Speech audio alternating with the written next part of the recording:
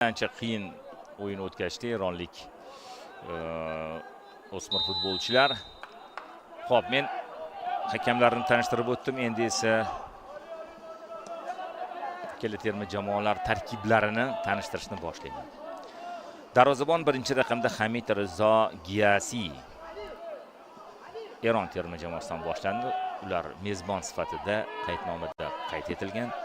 11-Abbos Rafi, 3-Said Muhammad Javad Husayni, 5-Ilya Abbosiy, 6-raqamda Al-Rizo Mausaviyan, 8-Amir Husayn Tavakkoli chiqdi. Abdurrasul Ahmadiy G'ulom Faruq Asalning yordamchisi. Eronda yaxshi imkoniyat bor. Zarba va gol. Xuddi hech narsa bo'lmagandek. Hozir to'p o'tkazib yuborishdi Afg'oniston o'smirlar terma jamoasi a'zolari. Qo'pol xatoga yo'l qo'ygan ekanda himoyachi. Osonlik bilan to'pni raqibdan olib qo'ydi va mana sizga vaziyat. Burchakka to'pni yo'naltirib yubordi darvozabon.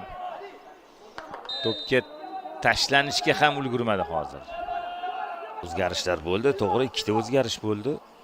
Lekin undan tashqari hozir yaxshi imkoniyat bor edi yana Abbos Rafida.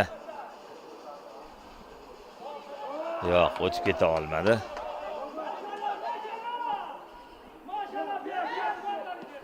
Juda yo'q. To'pga borish kerak edi. Mana 2-2 ketdi yana o'sha Shamisi. Xavfli vaziyat, zarba, gol. 2-0. Oxiri o'z maqsadiga erishdi Al-Rizo Mausaviyan.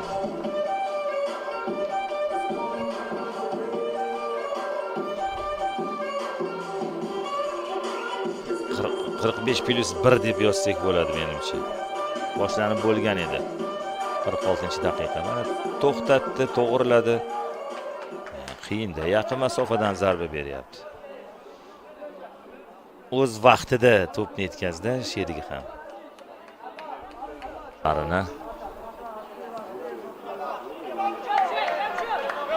Sizlarga yetkazaman. Voy, qanday chiroyli. Ko'ryapsiz-a, hammasi osongina bajariladi. Bu himoyachilarning bo'sh o'ng qanotga uzatildi. 4tami 5ta. Ofsayd qilishmoqchi, noaniq. Ofsayd yo'q. Yaqinlashdi. Uzatma va gol. Chiroyli chiqdi kombinatsiya. Hammasi xuddi mashq.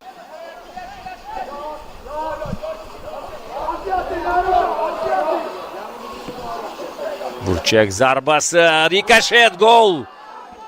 Qarang, ikkita eronlik futbolchi to'p yo'nalishini o'zgartirdi. Qoyil lekin.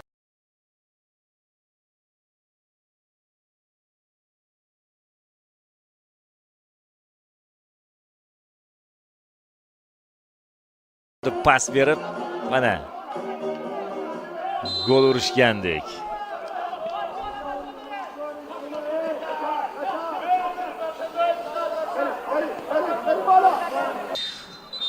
Va bo'ldi, hakam uchrashuv yakunlanganligini bildiruvchi xushtagini chaldi. Eronlik futbolchilar